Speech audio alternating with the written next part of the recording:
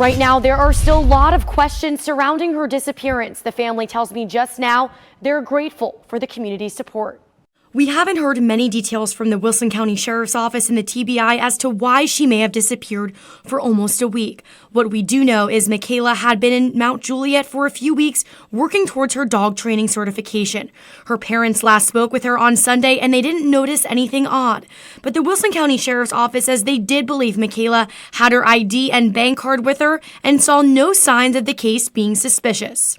Now that she's been found safe, her family tells Fox 17 News in a statement, "It is with grateful hearts that we thank the community for lifting our family up in prayers. We never could have survived this without you." Michaela wants time to rebuild her life and prepare for her future. I love you so much. We love you so much. Our family is not the same without you. And you're a joy. Police say they now know who the fourth and final murder suspect is in Dakota Bradshaw's death.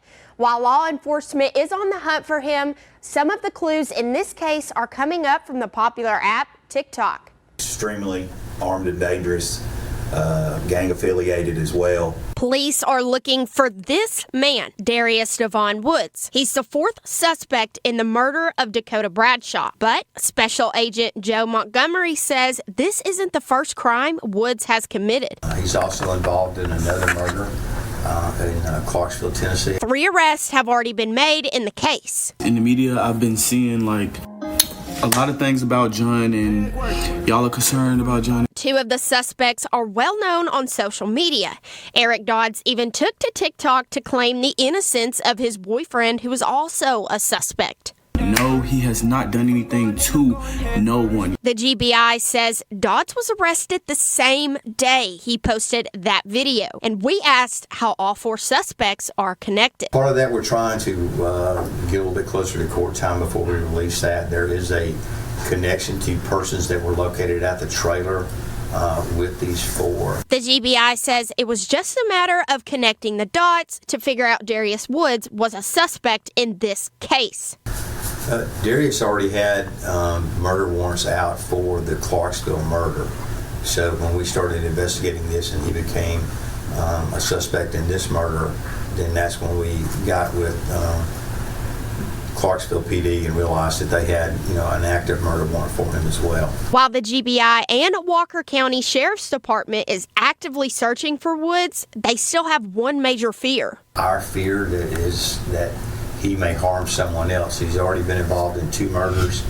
A public meeting was scheduled earlier today, but less than 2 hours before it was set to start, we're told that meeting was canceled due to election officials failing to show up. As a public meeting was canceled, an executive session was called at the request of Metro Legal. This to discuss the recent mistakes made in early voting.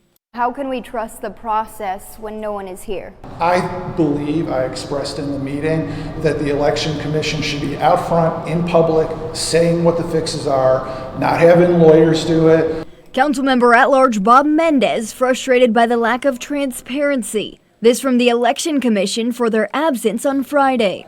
But Mendez's frustrations with transparency also lie with Metro Legal. This for calling a sudden meeting, which was also closed to public and the media. But Wally Dietz with Metro Legal says the meeting was private due to legal litigation.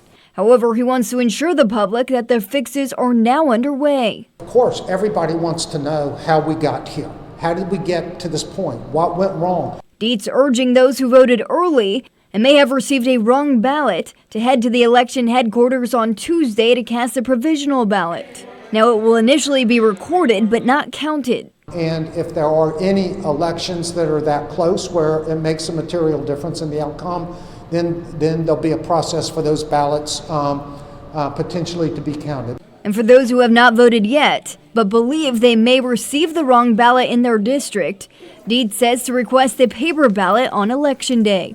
And that vote should be counted just the same as any vote cast on a machine. Please leave a message. And Fox 17 News reached out to Davidson County Election Administrator today to ask about these mistakes and changes that will be made in the future.